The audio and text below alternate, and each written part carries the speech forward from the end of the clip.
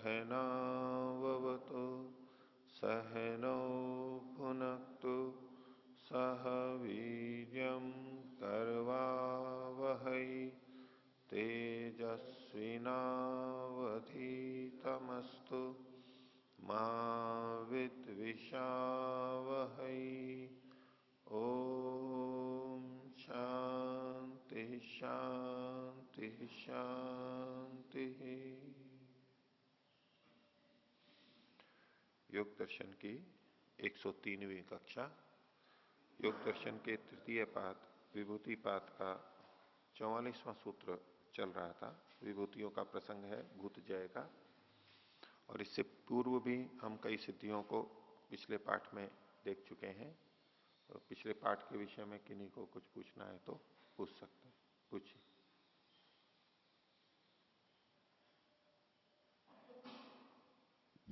ओम आचार्य जी, सूत्र संख्या 39, भाष्य की अंतिम पंक्ति में एक शब्द आया था प्रायण काले। कुछ पाठ भेद मिलता है प्रयाण काले, प्रायण काले। हाँ। जी, तो दोनों में कौन सा उचित है, मैं ये पूछना चाह रहा हूं, क्योंकि प्रायण काल पारिभाषिक शब्द है, किसी परिस्थिति विशेष में इस शब्द का प्रयोग होता है।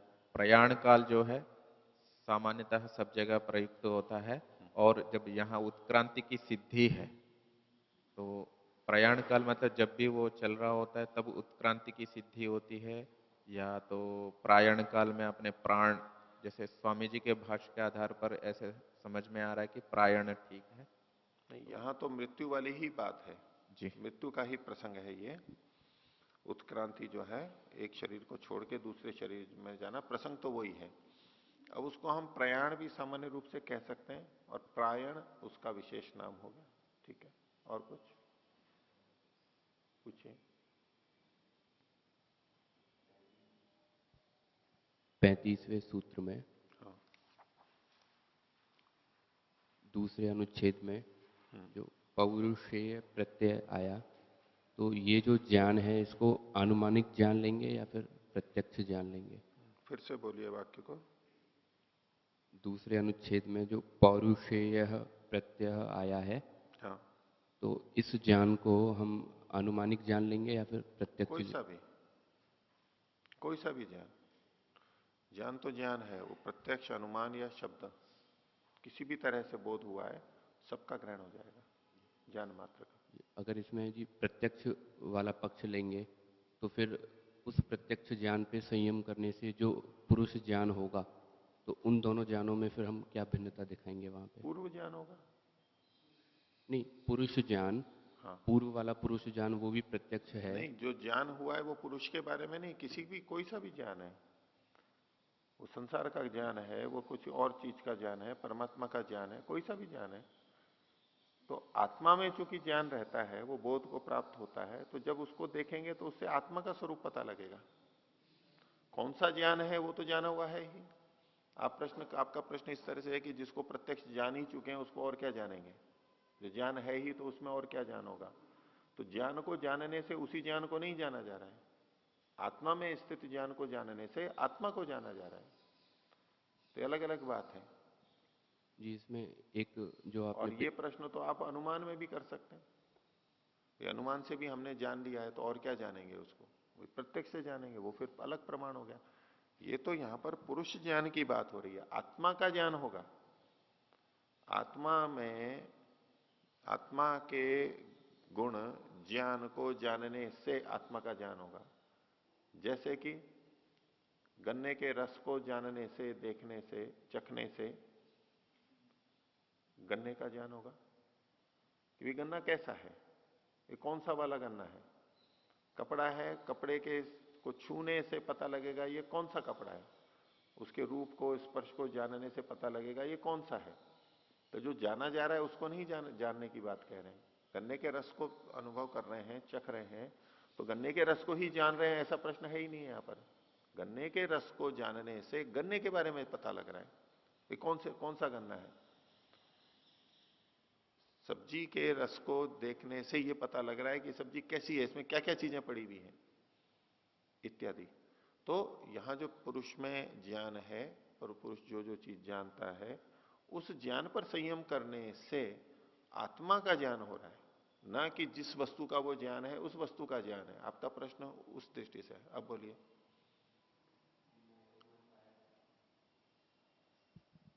ओम जी, मैं ऐसा समझ पाया कि आप ऐसा कहना चाह रहे हैं कि मान लीजिए किसी भी वस्तु का हम ज्ञान प्राप्त कर लें, मान लीजिए हम कोडलेस का ज्ञान प्राप्त कर रहे हैं, और इस ज्ञान पर हम जब संयम करेंगे तो आत्मा का ज्ञान हमें प्राप्त होगा, ऐसा मैं जी समझा। हाँ, आत्मा में जो ज्ञान आया है वो कोई सा भी ज्ञान हो सकता है, जी, उस पर कोई संयम सा भी कर। ज्ञान हो सकता है। हम किसी बर्तन के बारे में जान रहे हैं, उस बर्तन में पानी भरा, उसमें तेल भरा, उसमें मिट्टी भरी, ये जो चीजें भरी हुई हैं उससे पता लग जाता है कि बर्तन कैसा है, इस बर्तन में क्या क्या चीजें आती हैं, ऐसे उससे उसका पता लगेगा।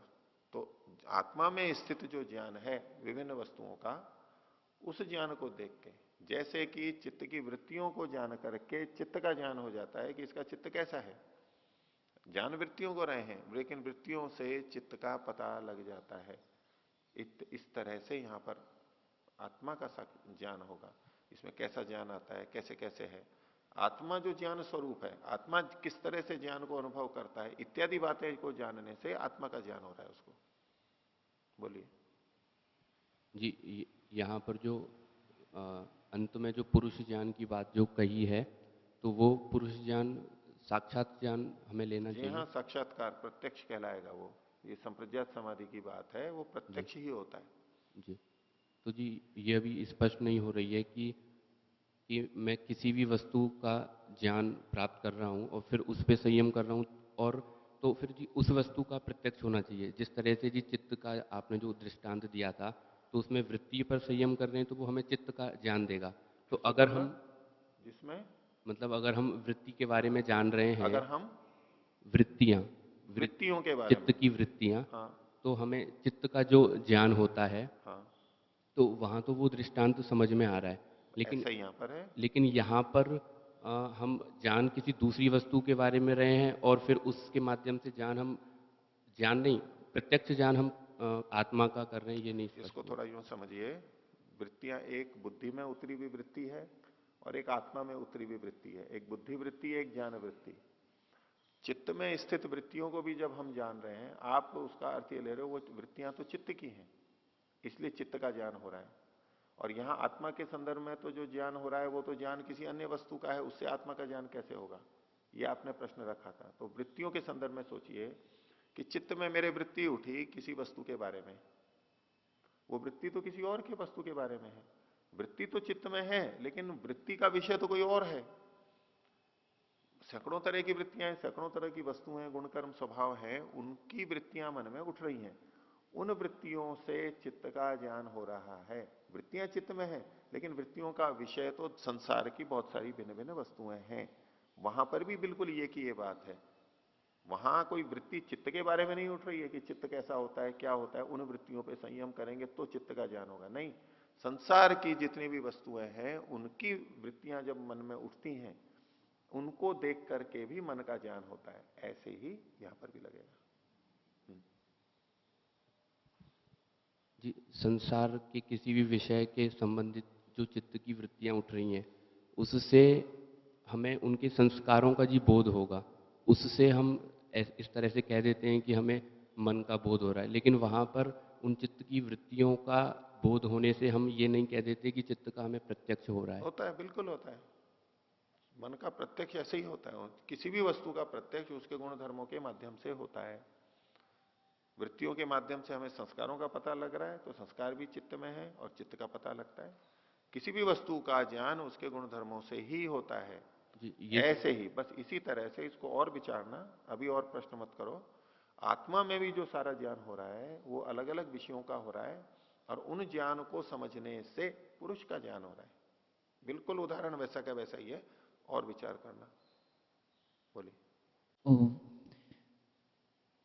आचार्य जी, ये सूत्र जिसमें सत्व पुरुष पहले आज जो आपने पूछा था, सत्व पुरुषयो अत्यंता संकीर्णयो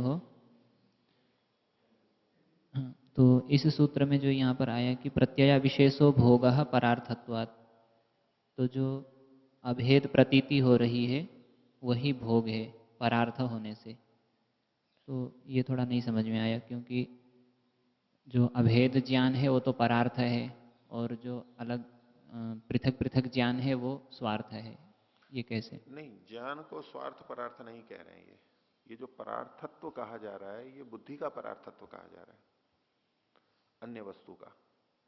जो अन्य वस्तुएं हैं, बुद्धि या तो और सारी वस्तुएं, वो दूसरे के लिए होती हैं, और जब वो दूसरे के लिए उपलब्ध होती हैं तो दूसरे के लिए वो भोग होता है। बुद्धि आत्मा के लिए है, भोजन आदि और ये सब आत्मा के लिए हैं या शरीर के लिए हैं। तो जो दूसरे के लिए होता है तो दूसरे की दृष्टि से वो उसका भोग कहलाएगा, वो उसका भोग हो रहा है। और आत्मा तो स्वयं है, उसको वो स्वयं स्वयं को जान रहा है, उसमें कोई वो भोग नहीं भोग रहा है। वो परार्थ नहीं है, वो तो स्वार्थ है, इसलिए उसको भोग नहीं कहते हैं। दूसरे को जो जानेगा, तो बुद्धि को जान रहा है, बुद्धि परार्थ है यहां पर, इसलिए वो भोग कहलाएगा। ये तात्पर्य। जी। और दूसरा इसी में भाष्य में नीचे है, दूसरे अनुच्छेद में इसमें कहा है कि न च पुरुष प्रत्ययेन बुद्धि सत्वात्मना पुरुषो दृश्यते। तो यहाँ पर कहा कि जो पुरुष प्रत्यय है वो बुद्धि सत्व रूप है। तो पुरुष प्रत्यय बुद्धि सत्व रूप, इसका इसको मतलब ऐसे देखिए, अन्वय जो करेंगे ना, बुद्धि सत्वात्मना पुरुष प्रत्यय न पुरुषो न दृश्यते। बुद्धि सत्व के रूप वाला जो पुरुष का ज्ञान है, अर्थात एक हम अनुमान से, हम शब्द प्रमाण से जो आत्मा को जानते हैं, इस समय जब आत्मा को जान रहे हैं वो बुद्धि के माध्यम से जान रहे हैं। ठीक है, बुद्धि तो वहां पर भी होगी जब आत्मा का प्रत्यक्ष करेंगे, लेकिन यहां बुद्धि के माध्यम से बाहर से जो ज्ञान आया है हमारे को, हमने अनुमान आदि से जो ज्ञान प्राप्त किया है, उससे भी तो आत्मा का ज्ञान होता है। लेकिन इससे आत्मा का वो प्रत्यक्ष नहीं होगा जिसके लिए यहां पर ये कहना चाह रहे हैं। आत्मा का ज्ञान तो हो जाता है, आत्मा अणु स्वरूप है, एक देशी है, हमने सुना है, पढ़ा है, तर्क वितर्क किए हैं, इससे भी आत्मा का ज्ञान हो रहा है। लेकिन ये जो आत्मा का ज्ञान है, उस पुरुष ज्ञान की बात यहां नहीं कही जा रही है। इस सूत्र में जो स्वार्थ संयमात पुरुष ज्ञानम है, ये जो आत्मा का प्रत्यक्ष है वो नहीं है ये। इसलिए इन्होंने कहा बुद्धि सत्व स्वरूप वाले पुरुष प्रयत्न के द्वारा, पुरुष ज्ञान के द्वारा पुरुष नहीं जाना जाता है। ये जो अन्य प्रमाणों से जो हम बुद्धि के माध्यम से जानते हैं, उतने ज्ञान से आत्मा नहीं जाना जाता पूरी तरह, वो आत्मा का प्रत्यक्ष नहीं कहलाता। वो तो हम बस, हमने सूचनाएं ली हैं उसके माध्यम से बस उसी की आवृत्ति कर रहे हैं कि आत्मा ऐसा होता है, ऐसा होता है। ज्ञान तो ये भी है, और ये भी पुरुष का ही ज्ञान है, इसको पुरुष ज्ञान ही कहेंगे, पुरुष प्रत्यय ही कहेंगे। लेकिन इस पुरुष प्रत्यय से, मात्र इतने से आत्मा का साक्षात्कार नहीं कहा जा सकता। तो उसके लिए तो अगली है, पुरुष एवं तम प्रत्ययम स्वात्मावलंबनम पश्यति। एक हम पुस्तक को पढ़ते हुए आत्मा के बारे में जान रहे हैं। अब हमारे ज्ञान का आलंबन आत्मा नहीं बना हुआ है, वो पुस्तक की बातें, वाक्य, किसी वक्ता की चीजें, वो हमारे आलंबन बना हुआ है, उसके माध्यम से हम जान रहे हैं। ज्ञान आत्मा के बारे में ही रहे हैं, और जानने वाला भी आत्मा ही है, लेकिन ये ज्ञान बुद्धि के माध्यम से आया और आलंबन कुछ दूसरा था, आश्रय कुछ दूसरा था। ठीक है, अब इससे आत्मा का वो प्रत्यक्ष नहीं होगा जिस पुरुष ज्ञान की बात यहां इस सूत्र में कही गई है, इतने से नहीं होगा। वो कैसे होगा फिर? अब बाह्य आलंबन नहीं होगा, आत्मा ही वहां पर कर्म के रूप में रहेगा। आत्मा बुद्धि के माध्यम से आत्मा को जानेगा, स्वयं को। अब जो ज्ञान होगा, अब ये आत्मा का प्रत्यक्ष ज्ञान होगा। बाहर से जो ज्ञान आया था और उसमें इसमें तुलना में देखेंगे तो समानता यह है कि दोनों ही जगह आत्मा ही जानने वाला है, दोनों ही जगह बुद्धि के माध्यम से जान रहा है। इतना तो ठीक है, लेकिन दोनों में अंतर है। ये जो बाद वाला है इसको हम कहेंगे प्रत्यक्ष, और जो बाकी के हैं वो आगम या अनुमान से जाने गए हैं, वो अप्रत्यक्ष या परोक्ष ज्ञान है। जैसे कि किसी फल के बारे में, सेब फल के बारे में हमने किसी से सुना, उसने बोला, हमने पुस्तक पढ़ी, उसका चित्र देखा इत्यादि, उससे हमने सेव के बारे में जाना, तो सेव का ज्ञान तो हुआ हमारे को। और इसमें आलंबन कौन बना हुआ है? दूसरे के शब्द, दूसरे के वाक्य इत्यादि, या कुछ हमने अनुमान भी किया। जानने वाला आत्मा ही है, यहां पर भी बुद्धि के माध्यम से ही जान रहा है, लेकिन ये ज्ञान अलग है। और अब सेव साक्षात हमारे सामने है, हमने उसको छू के देख लिया, सूंघ के देख लिया, चख के देख लिया, काट लिया, सब कुछ देख लिया, बीज देख लिया, उसके छिलके देख लिया, ये जो हमने सारा जाना, अब भी बुद्धि के माध्यम से ही जान रहा है। जानने वाला भी आत्मा ही है, लेकिन अंतर क्या है? जिसको जान रहे हैं उसका आलंबन किया गया है। पहले जो थे उसमें सीधे सीधे आलंबन उस वस्तु का नहीं किया गया था। जैसे प्रत्यक्ष के अंदर होता है इंद्रियार सन्निकर्षोत्पन्नम ज्ञानम, अनुमान में और शब्द में उस वस्तु के साथ हमारा सन्निकर्ष नहीं होता है। प्रत्यक्ष और अन्य प्रमाणों में यही भेद है, अगर केवल एक भेद देखें तो ये जो बुद्धि में बुद्धि रूपात्मक जो ज्ञान हुआ, बुद्धि सत्वात्मना जो पुरुष प्रत्यय था, इससे पुरुष नहीं जाना जाता। यहां प्रत्यक्ष से भिन्न जो बुद्धि के माध्यम से आत्मा का ज्ञान होता है, उसके लिए कह रहे हैं, इससे वो जाना नहीं जाएगा, यानी वो प्रत्यक्ष नहीं होगा। हम यहां प्रत्यक्ष की बात कर रहे हैं। लेकिन जब सेव की तरह से आत्मा ही स्वयं लक्ष्य बनेगा, स्वयं साक्षात यानी विषय बनेगा उसका, स्वयं आत्मा का बुद्धि के माध्यम से, अब जो आत्मा को जाना जाएगा ये उसका प्रत्यक्ष कहलाएगा। और यहां पर जो कहना जा रहा है स्वार्थ संयमात पुरुष ज्ञानम, संयम किसमें किया है? अपने में किया है। अब इससे पहले जो जान रहे थे आत्मा के बारे में, उसमें आत्मा पे संयम थोड़ा ना किया था, किसी के बोलने पे संयम किया था, वो क्या बोल रहा है, किसी पुस्तक से, वाक्य से, उन पे संयम करके उसके बारे में हमने सोचा था। वस्तु पे तो साक्षात संयम नहीं हुआ था। यहां आत्मा पे स्वयं पे संयम होगा, धारणा ध्यान समाधि होगी, समाधि मुख्य रूप से वो प्रत्यक्ष कहलाएगा। ये पुरुष ज्ञान है, यानी प्रत्यक्ष ज्ञान है ये। तो इसमें जो बात कही गई, न च पुरुष प्रत्यय न बुद्धि सत्वात्मना पुरुषो दृश्यते, बुद्धि सत्वात्मना पुरुष प्रत्यय न पुरुषो न दृश्यते, यानी प्रत्यक्ष नहीं होता है उसका। फिर कैसे होता है? पुरुष एवत्तम प्रत्ययम स्वात्मावलंबनम पश्यति, वो पुरुष ही जानने वाला है, और उस पुरुष को ही जब आलंबन के रूप में लेता है वो, तब वो उसको जानता है। ये प्रत्यक्ष की बात हो गई, ये अंतर है। और किसी को? ओम आचार्य जी, और एक है इसमें जो उदान जयात जल पंक कंटकादिशु असंग उत्क्रांतिश्च, सूत्र संख्या 39। तो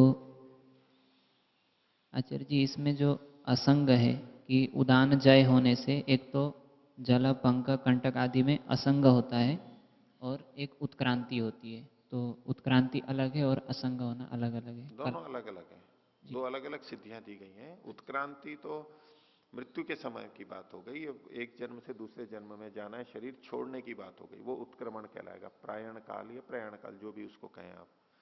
और ये तो असंग जो है, ये तो व्यवहार काल में सशरीर जब चलेगा फिरेगा तब जो इनसे बाधाएं हो सकती हैं, इसको ये उससे बच करके चल सकता है। हाँ जी ठीक है। और ये जो एक प्रयाण और प्रायण था, गीता में एक श्लोक आता है, प्रयाण काले मनसा चलेना, तो वहाँ पर प्रयाण को प्रयाण को भी मृत्यु काल बोलते हैं और प्रायण को भी बोलते हैं, दोनों को। नहीं, वो प्रायण शब्द कुछ आप कहो कि विशिष्ट हो चुका है।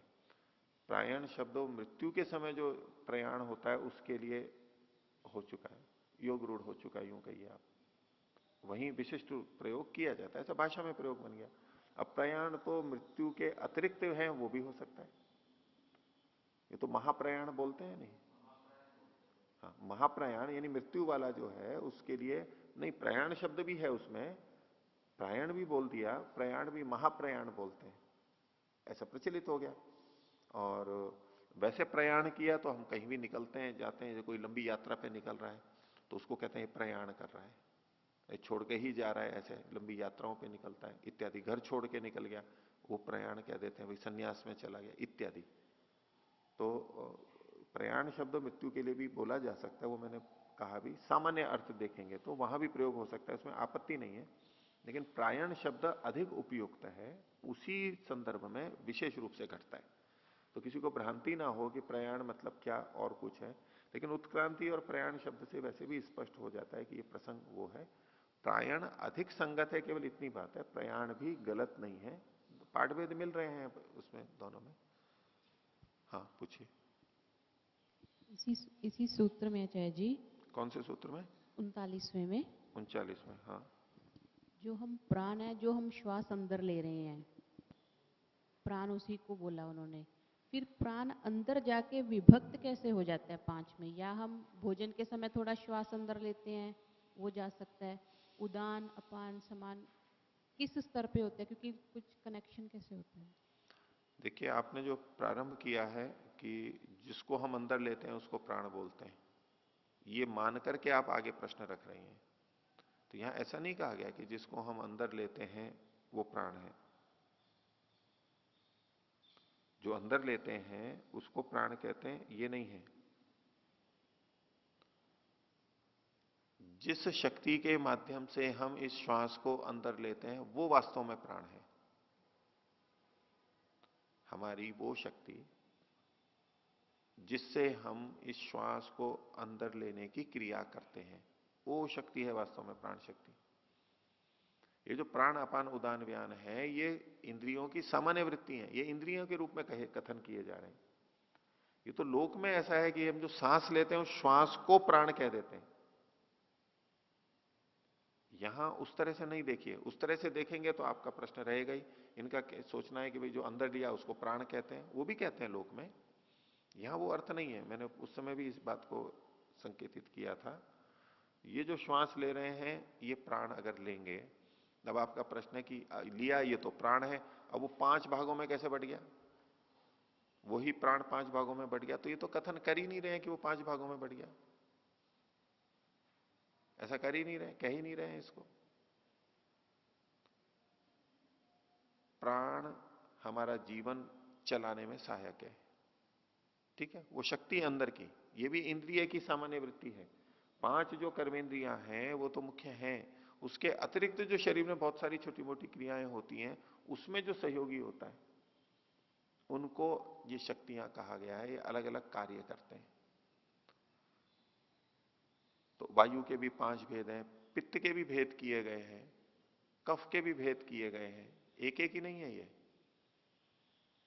अब नेत्र में जो है वो अलग पित्त माना जाता है, और कफ के भी अलग अलग भेद हैं आयुर्वेद में, वो एक अलग, उनके कार्यों के अनुसार उनके नाम भेद किए गए। ऐसे ही प्राण के, वायु के भी अलग अलग कार्यों की दृष्टि से अलग अलग नाम रखे गए हैं, अलग अलग कार्यों की दृष्टि से।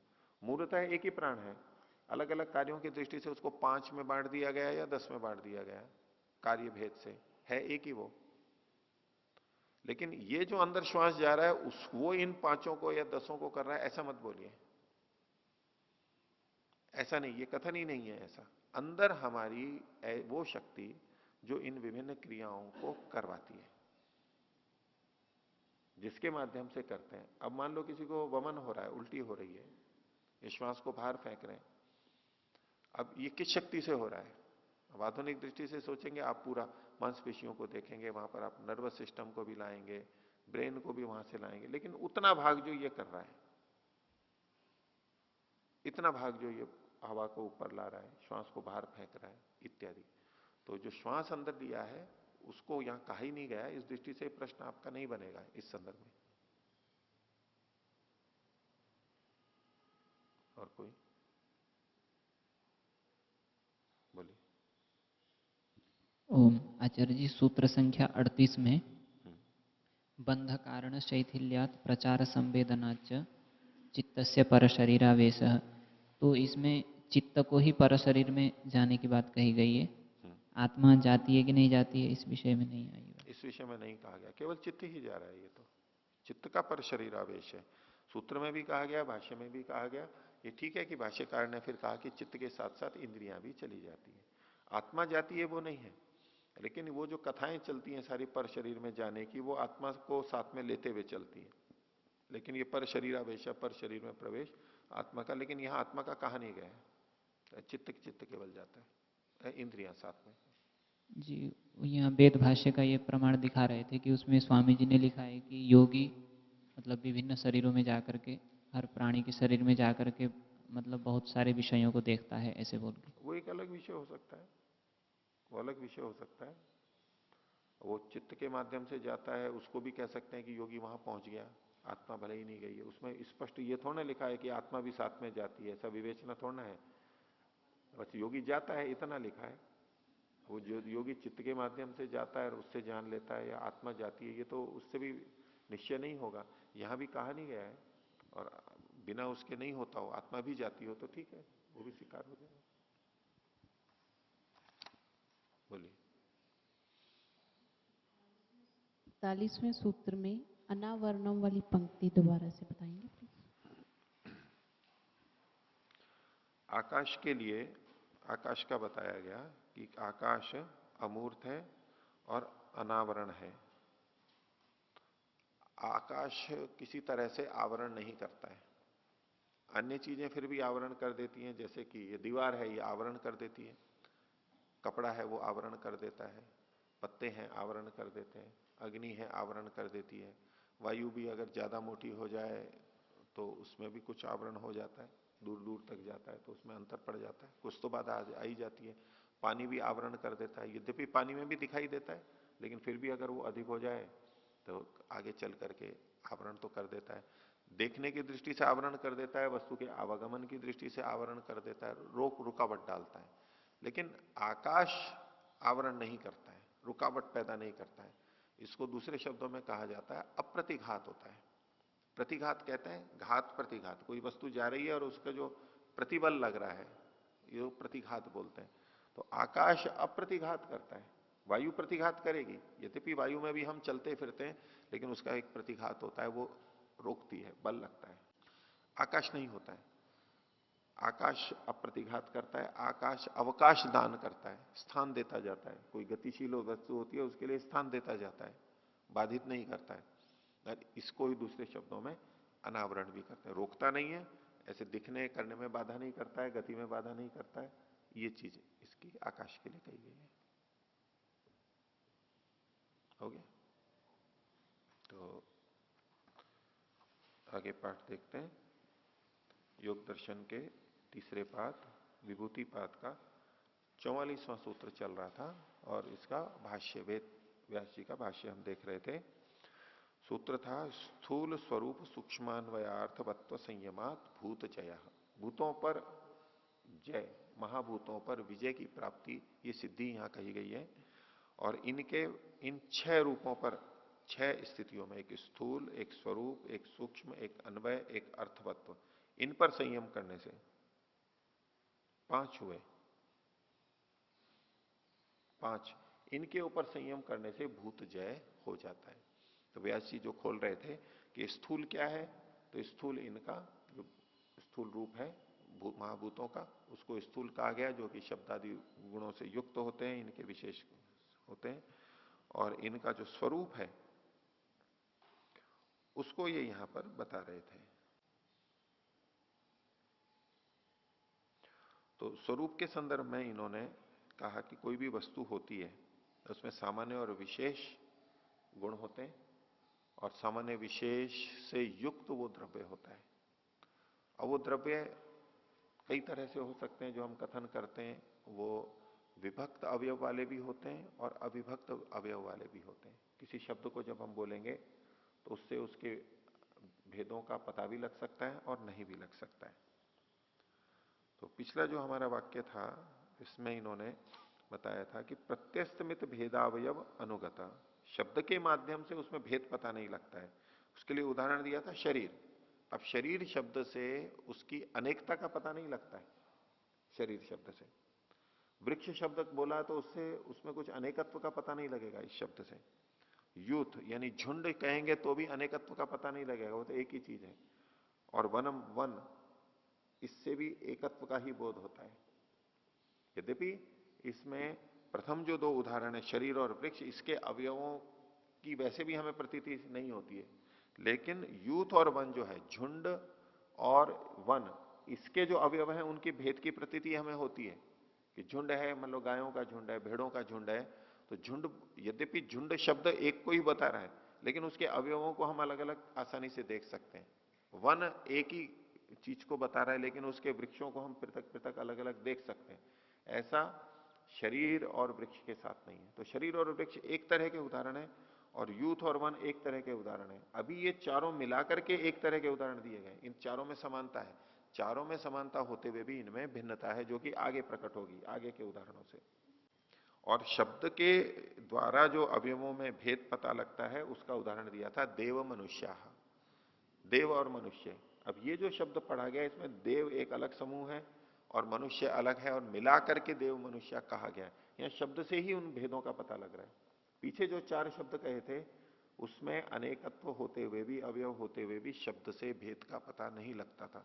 देव मनुष्य में भी अवयव हैं, लेकिन शब्द से ही उसके भेद का हमें पता लगता है। आगे देखिए, सच भेदा भेद विवक्षित। ये जो हम वनों शब्दों का प्रयोग करते हैं, उसमें भेद भी विवक्षित होता है कभी, और कभी अभेद भी विवक्षित होता है। दोनों तरह से शब्दों का प्रयोग होता है। उदाहरण दे रहे हैं, आम्राणाम वनम ब्राह्मणानाम संघ। आमों का वन, अब आमों का वन, इसमें आम अलग हमने बोला है और वन अलग बोला है, यानी इसको असमस्त रूप से पढ़ा है। विभक्ति को अलग अलग करके आमों का बगीचा, आमों का बगीचा, वन जंगल, ये जब करेंगे तो आम और जंगल हम अलग अलग बोल रहे हैं। इसी तरह से ब्राह्मणानाम संघ, ब्राह्मणों का, विद्वानों का समूह।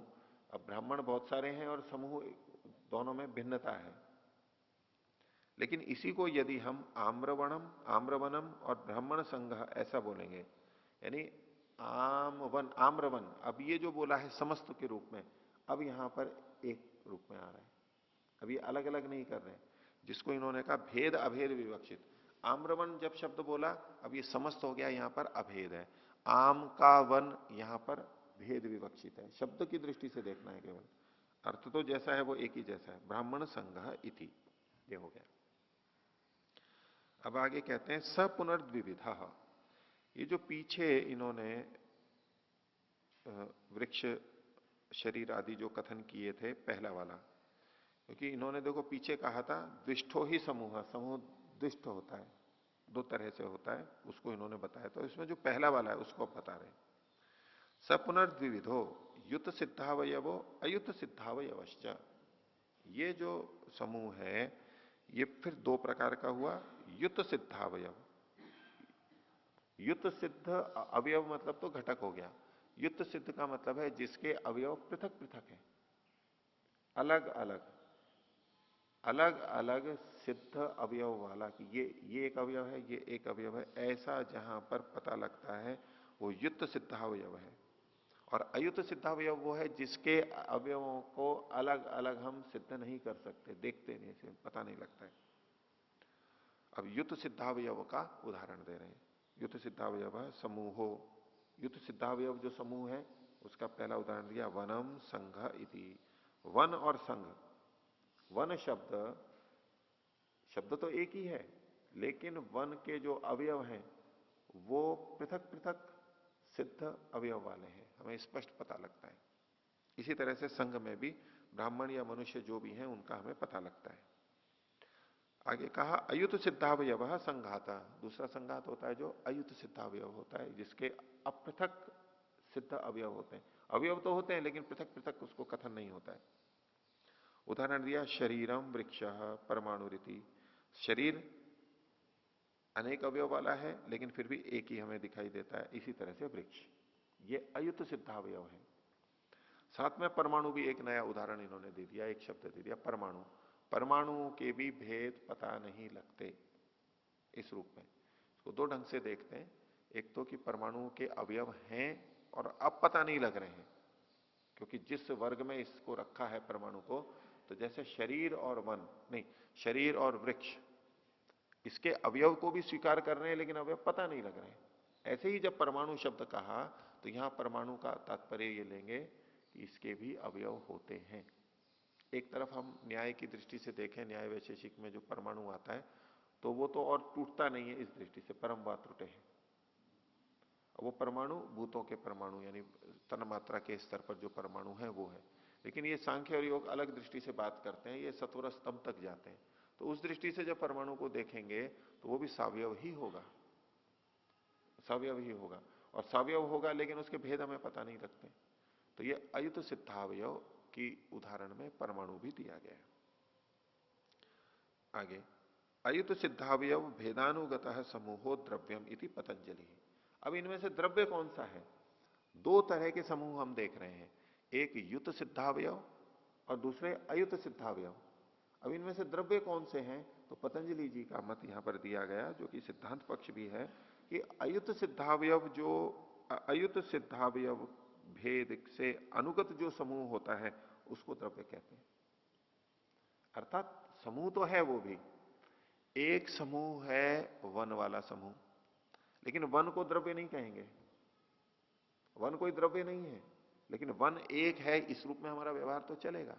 वन शब्द भी एक ही चीज को कह रहा है, समूह भी है, लेकिन वन कोई द्रव्य नहीं है, द्रव्यों में गणना नहीं आएगी उसकी। मिट्टी का ढेर पड़ा हुआ है, अब उसको हम ये नहीं कहेंगे कि एक द्रव्य है, ढेर एक द्रव्य है, ऐसा नहीं कहेंगे। लेकिन मिट्टी के कण यदि जुड़ गए हैं और इकट्ठे हो गए, एक ढेले के रूप में आ गए, अब हम कह सकते हैं कि एक द्रव्य है, ढेला एक द्रव्य है, पत्थर ये एक द्रव्य है। लेकिन अलग अलग है तो नहीं कह सकते इसको। कारण क्या है कि द्रव्यत्व तब आएगा, द्रव्य हम उसको तब कहेंगे, पतंजलि जी का जो मत यहां पर दिया सिद्धांत मत है, कि जब अयुत सिद्धावयव होगा, यानी उसके जो अवयव हैं वो अलग अलग दिखाई नहीं देंगे, तब वो जुड़े हुए होंगे, तब हम कहेंगे कि ये एक द्रव्य है। धागे अलग अलग रखे हुए हों, ढेर पड़ा हो उसका, अब उसको एक द्रव्य नहीं कह सकते। लेकिन जब वो बुन करके एक वस्त्र बन जाता है तो आप कह सकते हैं कि ये एक द्रव्य है, ये वस्त्र एक द्रव्य है। और जब बहुत सारे धागे रखें, अब आप उसको धागे के रूप में देखेंगे तो कह सकते हैं कि हाँ धागा नाम का एक द्रव्य है। लेकिन उस वो जिनसे बना है, जिन पतले पतले रेशों से बना है, उन रेशों का ढेर पड़ा हो, यानी रुई का ढेर पड़ा हो, अब उसको हम द्रव्य नहीं कह सकते। रुई का ढेर द्रव्य नहीं कहलाएगा, लेकिन उससे बना हुआ जो धागा है उसको हम एक द्रव्य कह सकते हैं। अब धागों का जो ढेर पड़ा हुआ है उसको हम द्रव्य नहीं कहेंगे, हाँ उससे बना हुआ कपड़ा है उसको एक द्रव्य कह सकते हैं। तो जब अयुत सिद्धावयव होता है और उसके अनुरूप कोई चीज एक बनी हुई होती है, उसको हम द्रव्य नाम से कहते हैं। पृथक पृथक रहता है उसको द्रव्य नहीं कहते। ये एक इनकी परिभाषा हो गई, एक पारिभाषिक प्रयोग हो गया कि द्रव्य जब जब कहेंगे तब तक वो घटक वाला तो होगा, लेकिन वो साथ में जुड़ा हुआ भी होगा, उसके भेद यूं यूं अलग अलग पता नहीं लगेंगे हमें। तो अयुत सिद्धावयव भेदानुगत है समूहो द्रव्यमिति, ऐसे समूह को ही द्रव्य कहेंगे, युत सिद्धावयव समूह को द्रव्य नहीं कहेंगे। ये इसकी प्रतिध्वनि है, इसके नहीं तात्पर्य ये निकल के आता है। एतत् स्वरूपम इत्युक्तम, ये भूतों का स्वरूप बताया। तो दो बातें हुई अभी तक, एक तो स्थूल को बता दिया इन्होंने और दूसरा स्वरूप को बता दिया। अब आगे तीसरा शब्द है सूत्र में सूक्ष्म, उसको बताते हैं। अथ किमेशाम सूक्ष्म रूपम, सूक्ष्म रूप क्या है इन भूतों का? तो कहा तन्मात्रम भूत कारणम, भूतों का जो कारण है यानी तन्मात्राएं, 5 तन्मात्राएं हैं, वो इनका सूक्ष्म रूप है, यानी ये उपादान कारण की तरफ चले गए। तन्मात्रम भूत कारणम तस्य एको अवयव परमाणु, और उसका जो एक अवयव है तन्मात्रा का उसे परमाणु कहते हैं। तो जब हम इसमें वैदिक दर्शनों में परमाणु शब्द का प्रयोग करते हैं तो इनको तन्मात्रा के स्तर पर देखा जाता है। भूतों के स्तर पर भी कई बार देख लेते हैं कि भाई पृथ्वी के परमाणु, इसके परमाणु, लेकिन तन्मात्रा के स्तर पर यहां पर परमाणु शब्द कहा जा रहा है। तस्य एको अवयव परमाणु सामान्य विशेषात्मा, वो सामान्य और विशेष गुणों वाला होता है, कुछ समानता कुछ विशेष आपस में। और कैसा होता है? अयुत सिद्धावयव भेदानुगत समुदाय, ये भी अवयवों के से मिलकर के बना हुआ है, लेकिन अयुत सिद्धावयव है ये, अयुत सिद्धावयव। और इसके आगे अगर अभेदानुगत लिखा हुआ है, अवग्रह है तो अवग्रह हटा लेना, ये होगा अयुत सिद्धावयव भेदानुगत, भेदानुगत। जैसे कि पीछे आप देखिए जहां पतंजलि का वाक्य दिया था, अयुत सिद्धावयव भेदानुगत, अभेदानुगत नहीं था वहां पर। भेद के ये जो अलग अलग चीजें हैं उसमें अनुगत है वो, ऐसे ही यहां पर भी लगेगा। अवग्रह को हटा लीजिए। तो सामान्य विशेषात्मा अयुत सिद्धावय वो भेदानुगत समुदाय, जो समुदाय है इति, इसे द्रव्य कहेंगे आप पतंजलि की दृष्टि से। एवं सर्व तन्मात्राणी एतत् तृतीयम, इसी प्रकार से सब तन्मात्राओं में भी घटा लेंगे। ये भूतों का तृतीय रूप हो गया, यानी सूक्ष्म रूप हो गया, परमाणु के स्तर पर है वो भी द्रव्य और है वो भी सावयवी। आगे अगला शब्द है अन्वय। तो अथ भूतानाम चतुर्थम रूपम, भूतों का चौथा रूप क्या है? तो कहा ख्याति क्रिया स्थितिशीला गुणा। ख्याति प्रख्या यानी सत्वगुण की दृष्टि से है, ज्ञान क्रिया रजोगुण की तरह से दृष्टि से है, और स्थिति तमोगुण की दृष्टि से। इन गुण वाले स्थितिशील जो गुण हैं वो कार्य स्वभावानुपातिन, कार्य के स्वभाव के अनुकूल चलने वाले, अन्वय शब्दे न उक्ता, अन्वय शब्द से कहे गए हैं। कार्य का मतलब है जो चीज बनती है उसके लिए। तो ये अलग अलग द्रव्यों के अंदर अनुगत रहते हैं, और ये इनका तो किसी भी भूत का, क्योंकि सब मस्त भूत त्रिगुणों से बने हैं अंततः, तो उस दृष्टि से देखेंगे तो इनको सूक्ष्म रूप नहीं कहा। सूक्ष्म तो उसका पहले वाला जो तन्मात्राएं थी उसको कहा है, और सत्वर स्तंभ को यहां पर अन्वय शब्द से कहा गया क्योंकि वो अन्वित होकर के आ रहे हैं। और अन्वय का मतलब हो गया एक तरह से समवायी कारण। समवायी कारण अन्वित होकर के आता है, और समवायी कारण हमेशा द्रव्य ही होता है। तो जो एक बात बार बार चलती है, पीछे भी आपके सामने चर्चा की थी कि सत्वर स्तंभ द्रव्य है। द्रव्य मतलब इस दृष्टि से कि वो पदार्थ है, अन्वित होते हैं, वो मात्र धर्म नहीं है। गुण शब्द से मात्र धर्म ही है ऐसा नहीं, ये यहां इससे भी पुष्ट होता है कि वो अन्वय शब्द कहा गया, अन्वित होते हैं, समवायी कारण है ये। तो कार्य स्वभावानुपाति न, कार्य के स्वभाव का अनुसरण करने वाले। ये सत्वर स्तंभ जिस कार्य में बने, जिस कार्य को उसने उत्पन्न किया है, उस कार्य के जैसा जैसा स्वभाव उसके अनुरूप चलते हैं, वैसे वैसे गुणधर्म उसके प्रकट होते हैं। यूं तो सत्वर स्तंभ सब में होते हैं, इसका यह अर्थ नहीं है कि सब वस्तुएं एक ही जैसी हो जाएंगी। जो कार्य द्रव्य बना है उसके अनुरूप इनके गुणधर्म वहां पर प्रकट होते हैं। अन्वय शब्द न उक्ता, तो ये गुण यहां पर अन्वय शब्द से कहे गए हैं। तो चार चीजें हो गई, और पांचवी है अर्थवत्ता।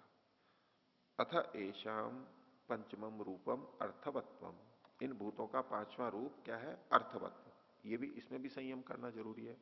वो क्या है अर्थवत्व? भोगापवर्गार्थता गुणेशु एव अन्वयिनी।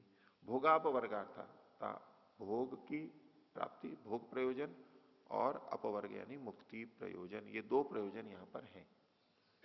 इसके लिए ही ये इस रूप में आते हैं, भोगापवर्गार्थता। और ये भोगापवर्गार्थता गुणेशु एव अन्वयिनी, गुणों में ही ये अन्वित होती है। वास्तव में भोगापवर्गार्थता गुणों में होती है सत्वर स्तंभ में, लेकिन उनमें होने के कारण क्या होता है? गुणास तन्मात्र भूत भौतिकेशु इति सर्वम अर्थवत, चूंकि गुण तन्मात्राओं में, भूत भौतिक पदार्थों में आ जाते हैं, इसलिए सर्वम अर्थवत, सारे ही प्रयोजन वाले हो जाते हैं। किस प्रयोजन वाले? कोई भोग और अपवर्ग। भोगापवर्गार्थम दृश्यम, ये कार्य जगत भी भोग और अपवर्ग के लिए है। तो भोगापवर्गार्थता मूलतः प्रकृति के अंदर स्वीकार की गई। पीछे एक प्रकरण आया था जहां उन्होंने कहा था कि प्रकृति नित्य है, सत्वर स्तंभ नित्य है, तो उसमें भोगापवर्गार्थता हेतु नहीं है इनका। अर्थात भोगापवर्गार्थता के लिए वो बने हो ऐसा नहीं है मूल प्रकृति में, इसलिए वो नित्य कही गई है। पीछे है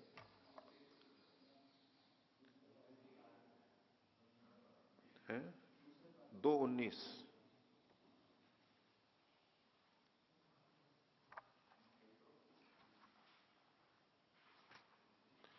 विशेषा विशेष लिंग मात्र लिंगानी गुण परवाणी, ये जो प्रसंग था इसमें इन्होंने देखिए चौथा अनुच्छेद है वैसे अलिंग अवस्था में, नासौ न तस्या पुरुषार्थता कारणम भवती इति नासौ पुरुषार्थ कृता इति नित्य आख्यायते। ये पुरुषार्थ के द्वारा की गई नहीं है, पुरुषार्थ के द्वारा बनी नहीं है। वो एक अलग दृष्टि से कहा था, अगर पुरुषार्थता के कारण वो बनी होती तो मूल प्रकृति भी अनित्य कहलाती। संसार पुरुष के प्रयोजन के लिए बना है, और बना है तो वो अनित्य है, लेकिन प्रकृति के पीछे पुरुषार्थता कारण नहीं है, लेकिन पुरुषार्थता प्रकृति में अन्वित होती है, ये यहां पर कहा जा रहा है। इन दोनों बातों में विरोध नहीं है। पुरुषार्थता, भोगापवर्गार्थता वास्तव में कहां अन्वित होती है? सत्वर स्तंभ में, गुणों में। ये यहां इस सूत्र में कहा गया 44वें में, और आगे अभी एक 47वां सूत्र भी आएगा, वहां भी यही बात कही गई है। तो कोई पूछ सकता है कि परस्पर विरोध कथन हो रहा है, यहां कह दिया पुरुषार्थता कारण नहीं है और यहां पुरुषार्थता विद्यमान बता रहे हैं, दोनों ठीक है। उनकी रचना की दृष्टि से सत्वर स्तंभ पुरुषार्थता के लिए नहीं बने हैं, ऐसा नहीं कहेंगे। अगर उसके लिए बने होते तो अनित्य हो जाते, लेकिन सत्वर स्तंभ नित्य हैं, नित्य होते हुए भी वो पुरुष के प्रयोजन के लिए, भोग और अपवर्ग के लिए है, इसमें कोई दोष नहीं है। यहां कहा जा रहा है ये पुरुष के प्रयोजन के लिए है, और इन सत्वर स्तंभ से बनी हुई जो चीजें हैं वो भी पुरुष के प्रयोजन के लिए, भोगापवर्ग के लिए हैं। तो इसलिए इन्होंने कहा अथ ईशाम पंचमम रूपम अर्थवत्वम भोगापवर्गार्थ तथा गुणेशु एवं अन्वयिनी, और गुण के कारण से गुणास तन्मात्र भूत भौतिकेशु इति सर्वम अर्थवत। जितने भी कार्य जगत की वस्तुएं वो सारी अर्थवत हैं, सब प्रयोजन है, भोग और अपवर्ग के लिए ही है, यही इसका प्रयोजन है, निरर्थक कुछ भी नहीं है। किसी न किसी रूप में, किसी न किसी तरह ये भोग और अपवर्ग में हमारी सहायता करेंगे, कभी ना कभी, किसी न किसी क्षण में। हर समय हर चीज काम नहीं करती, लेकिन कहीं ना कहीं ये काम करेगी। आगे तेषु इदानीम भूतेषु पंचसु पंचरूपेषु संयमात, तो अब इन भूतों में, पंचसु पांचों भूतों में और उनके पांचों रूपों में, पंच रूपेशु, पांच रूप कौन से हैं जो सूत्र में कहे गए हैं? स्थूल, स्वरूप, सूक्ष्म, अन्वय और अर्थवत्व। इनमें पांच भूतों में, पांचों के इन पांचों में संयमात तस्य तस्य रूपस्य स्वरूप दर्शनम, उस रूप के स्वरूप का ज्ञान होगा, प्रत्यक्ष होगा, और जयश्च प्रादुर्भवती, और इन पर विजय भी प्राप्त होगी। इनका ज्ञान भी होगा और विजय भी प्राप्त होगी। दो बातें यहां पर व्यास जी ने कही है परिणाम रूप में। सूत्र में जो कहा गया है संयमात भूत जय, केवल भूत जय को कहा गया है, लेकिन जब उसमें साक्षात्कार करेगा तो उसका ज्ञान भी होगा और उसके फल परिणति के रूप में आगे उन पर विजय भी प्राप्त होगी। आगे तत्र पंचभूत स्वरूपाणी जित्वा भूत जयी भवती, पांच भूतों के स्वरूप को जीत करके वो भूत जयी बन जाता है, भूतों पर उसका वश हो जाता है। कैसे होता है उसको आगे बता रहे हैं, उदाहरण देके तज्जयात वत्सानुसारिण्य इव गावो अस्य संकल्पानुविधायिन्यो भूत प्रकृतयो भवंती। उसके जैसे, तो जिस प्रकार से गाय बछड़े के पीछे पीछे जाती है, बछड़ा कम शक्तिशाली होता है, छोटा होता है, और गाय बड़ी होती है, लेकिन यथा वत्सानुसारिण्य एव गावा, लेकिन गाय बछड़े के पीछे पीछे जाती है प्रेम के वशीभूत होकर के। बच्चा इधर उधर हो जाए तो गाय भी पीछे पीछे चली जाती है। उसी प्रकार अस्य संकल्पानुविधायिन्यो भूत प्रकृति है, इस योगी के संकल्प का अनुसरण करने वाली भूत और प्रकृति हो जाती है। वो जैसा संकल्प करता है, जैसी उसको आवश्यकता होती है, वैसे ये सारे पदार्थ उसके लिए बन जाते हैं, अनुकूल बनते हैं। होगा प्रकृति की रचना के अनुरूप ही, उल्टा सीधा नहीं होगा। कुछ का कुछ बना दिया उल्टा सीधा, वो नहीं होगा। वो अगले आगे पता लगेगा हमारे को व्यास भाष्य से भी, क्योंकि जब उसके वश में हो जाते हैं तो अचानक फिर क्यों कहने लग जाते हैं, वश में होने लगते हैं वो तो फिर कुछ भी कर देगा। वो पानी को आग बना देगा, आग को पानी बना देगा, रस्सी को सांप बना देगा, ऐसी ऐसी चीजें लेके आके करते हैं कि ऐसा तो संभव नहीं है। भाई रस्सी को सांप नहीं बना रहा है, ये वश में कर रहा है। वश में कर रहा है तो मतलब जो अनुकूल है वैसे ही है। अब जैसे कोई साइकिल को वश में रखे, कोई मोटरसाइकिल को वश में रखे और चलाए ऐसे, वो मौत के कुएं में देखो कैसे चलाते हैं, वो वश में कर रखा है ना। तो उसमें वश में करने का ये मतलब है क्या कि उसको मोटरसाइकिल को घोड़ा बना देंगे? वो मोटरसाइकिल मोटरसाइकिल है, उसका वश में करना मतलब उसके अनुरूप ही तो चलाएंगे। वश में कर लिया तो बोले कि अब इनके पास चाबी आ गई और बिना पेट्रोल डीजल के भी चला देंगे उसको, ये कोई बात हुई क्या? बोले उसको स्टार्ट किए बिना भी घुमा देंगे, ऐसा थोड़ा होता है। घुमाएंगे बिना स्टार्ट किए तो कितना घुमाते हैं उतना ही घुमा पाएंगे। तो जो उसके नियम व्यवस्थाएं हैं उसके अनुरूप रहते हुए उनको वश में कर लेते हैं, तो ये तात्पर्य यहां पर है। और इसकी पुष्टि अगले आगे सूत्र में व्यास भाष्य से होगी, मैं तब वहां और बताऊंगा। तो तज्जयात वत्सानुसारिण्य इव गावो अस्य संकल्पानुविधायिन्यो भूत प्रकृतो भवन्ति। जैसे बछड़ों के पीछे गाय चली जाती है, ऐसे इसके संकल्प के पीछे ये प्रकृति भूत और ये प्रकृति हो जाती है। ये संकल्प किया वैसी उसको चीजें मिल जाती हैं, वो चीजें प्राप्त हो जाती हैं। तो ये भूत जय हुआ। और इस भूत जय से आगे क्या होगा वो आप बताएंगे। ये भूत जय का स्वरूप भी तो आएगा ना सामने, वो बताएंगे। और ये जो आगे बता रहे हैं 45वां सूत्र, ये महासिद्धियां कही जाती हैं। अभी तक जो सिद्धियां कही गई हैं वो भी वैसे तो महा ही लग रही है बड़ी बड़ी ही लग रही है, लेकिन इनकी दृष्टि से जो महासिद्धियां हैं वो अब आ रही हैं। इनको महासिद्धियों के नाम से कहा जाता है, बाकी सिद्धियों से बड़ा इसको माना जाता है। हालांकि इससे भी ऊंची सिद्धियां आगे आएंगी, लेकिन इनको महासिद्धियां कहा जाता है। तो 45वां सूत्र, ततो अणिमादि प्रादुर्भाव काय संपत तद्धर्म अनभिघातश्च। तीन तरह की चीजें कही इन्होंने। तो पहले तो है ततः, ततः मतलब उससे, किससे? भूत जय से, पीछे जो बात कही गई उससे क्या क्या होता है। तो अणिमा आदि प्रादुर्भाव, अणिमा आदि सिद्धियों की उत्पत्ति हो जाती है। आदि शब्द से यहां पर 7 और का ग्रहण किया है, जिनको व्यास भाष्य में लिखा गया है, वो एक एक करके देखेंगे। तो अणिमा आदि कुल ये 8 सिद्धियां हैं। एक तो अणिमा और 7 और मिला के 8 तो ये हो गए। दूसरा है काय संपत्त, ये भी एक सिद्धि है, इसके बारे में अगले सूत्र में बताएंगे। तो 8 और 1 9। और आगे तद्धर्म अनभिघातश्च, उनके धर्मों का विरोध न होना, बाधा न होना, न दबना, अप्रतिघात होना, ये अगली हो गई।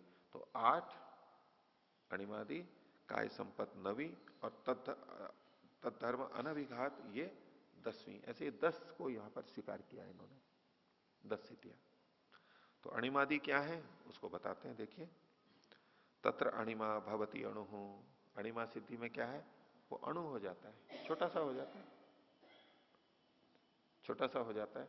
हनुमान जी का जैसा सुनते हैं कि वो बिल्कुल छोटे हो जाते थे और पता ही नहीं लगते थे, और अंदर चले गए वहां पर महल के अंदर, राजसभा के अंदर, और फिर अपने रूप में आ गए। ऐसे जैसे सूक्ष्म जीव आ जाते हैं ना हमारे भोजन के साथ, वस्तुओं के साथ में, पैकेट होते हैं उसके साथ में, चिट्ठियां आ जाती हैं, कॉकरोच आ जाते हैं, इधर से उधर पहुंच जाते हैं, ऐसे सूक्ष्म रूप से अणु मतलब छोटा हो जाता है। ये अणिमा सिद्धि है। लघिमा लघुर्भवती, लघिमा सिद्धि मतलब तो लघु यानी हल्का हो जाता है, हल्का हो जाता है। तीसरी है महिमा, महान भवती, बहुत बड़ा हो जाता है, बड़े रूप में भी आ जाता है, महान भवती। चौथा है प्राप्ति अंगुल्यग्रेणापि स्पृशति चंद्रमसम। प्राप्ति का मतलब जैसे किसी भी चीज को हम प्राप्त करते हैं, अब हम सामान्य रूप से जो प्राप्त करते हैं वो तो जहां हमारा हाथ जाता है जितना उतना उतना प्राप्त करते हैं, लेकिन इनके लिए क्या है, अंगुली के अग्रभाग से वो चंद्रमा को छू लेता है यूं करने से। अब उसमें फिर कहते हैं भाई इतना बड़ा कैसे हो जाएगा कि चंद्रमा तक उसका हाथ पहुंच जाएगा, वो शरीर भी इतना बड़ा हो जाएगा, वो हाथ वहां तक पहुंच जाएगा। तो हाथ पहुंचे ना पहुंचे, लेकिन उसको ऐसा होगा कि जैसे कि उसने छू लिया है उसको, ऐसा कुछ होगा। यहां रहते हुए भी चंद्रमा को जैसे छू ले ना, बहुत दूर की चीज हो, वो ये छू लिया उसको। वो छूना अलग तरह से हो सकता है। अब आजकल लेजर बीम आती है, एक तरह किरणें होती है ना लेजर की अलग तरह की, वो सीधी निकलती हैं, तो उसको करके यूं कर दें, उसको छू लिया, वो मान लो उसको जलाना है, करना है, कुछ भी है, तो छूना तो प्राप्ति तो अलग अलग ढंग से हो सकती है। तो उंगली के अग्रभाग से, जैसे टॉर्च को जलाते ही प्रकाश निकलता है, ऐसे तो उसकी वो लेजर की बीम होती है, उसको जलाते ही निकलती है, ऐसे कुछ यहां से जो अगर कुछ निकलता है ऐसे तरंगे, तो ये छू लिया अब नहीं तो वो कल्पना करेंगे कि इसी हाथ वहां पहुंचा और उसको छुएगा वो। ठीक है, जो भी है। प्राप्ति अंगुल्यग्रेणापि स्पृशति चंद्रमसम। ऐसे फिल्में देखी है ना आपने, वो तलवार होती है या वो होती है, वो उससे यूं करते ही तो छूने से ही हो जाता है, उसमें किरणें निकल जाती है ऐसी ऐसी। 5वां प्राकाम्यम इच्छा अनभिघाता। प्राकाम्य प्रकर्ष रूप से कामना की पूर्ति हो, इसका मतलब है इच्छा का अनभिघात, इच्छा मरती नहीं है, जो इच्छा है वो पूरी हो जाती है। इच्छा विघात नहीं होता है, इच्छा का अनभिघात होता है। चित्ता इच्छा विघाता चेतसा क्षोभ, दौर्मनस्य के संदर्भ में जो कहा था, तो इच्छा का विघात होगा, इच्छा पूरी नहीं हुई तो हमारे दुख का कारण हो जाता है, और छोटी छोटी चीज भी पूरी नहीं हुई तो भी दुख हो जाता है। जैसा हम चाहते थे वैसा नहीं है तो भी हो जाता है, इच्छा विघात होता है। तो इसमें पराक्रम, इसकी इच्छा का विघात ही नहीं होता है, इच्छा पूर्ति होती रहती है। और उसके लिए उदाहरण दिया कि भूमौ उन्मज्जति निमज्जति यथा उदके। उन्मज्जन निमज्जन क्या होता है? डुबकी लगाना। जैसे पानी में डूबते हैं हम, तो निमज्जति का मतलब होता है पानी में यूं, निमज्जन मतलब नीचे जाना, अंदर जाना, और उन्मज्जति मतलब वो उठ करके ऊपर आना। जैसे हम पानी में यूं डुबकी लगा लेते हैं, नाक बंद करके और किनारे पे खड़े होकर के नीचे घुस जाते हैं और फिर ऊपर उठ जाते हैं, फिर नीचे उड़ जाते हैं, ऊपर उड़ जाते हैं। जैसे कपड़े को झकोलते हैं ऐसे अपने को हम झकोल लेते हैं, उधर डुबकी लगा लेते हैं स्नान करते हैं। तो ऐसा वो भूमि में भी कर लेता है। इस भूमि में, ये जो ठोस भूमि है, इसमें भी वो डुबकियां लगा लेता है।